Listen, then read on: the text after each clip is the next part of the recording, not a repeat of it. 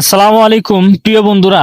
এই মুহূর্তে আমরা আছি নারায়ণগঞ্জ ফতুল্লা থানা বসুন্ধরা মাঠে।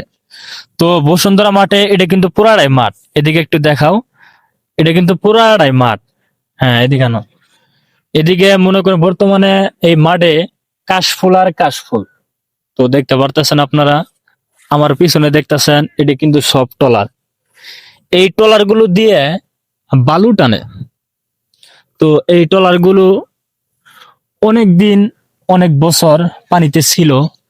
এখন বর্তমানে এই ট্রলার গুলো কাজ করার দরকার। বর্তমানে এই ট্রলার গুলো উপরে উঠায় নিয়ে আইছে, এগুলাকে আবার নতুন করে মেরামত করা হবে। একটা ট্রলারের দাম প্রায় 1 থেকে 1.5 কোটি টাকা। এই ট্রলার গুলো আপনারা যে এরকম কালার দেখতেছেন, এটা কিন্তু এরকম কালার থাকবে না। এটা যখন মেরামত করা সম্পূর্ণ হবে, তখন কিন্তু আবার কালার আগের মতো হয়ে যাবে।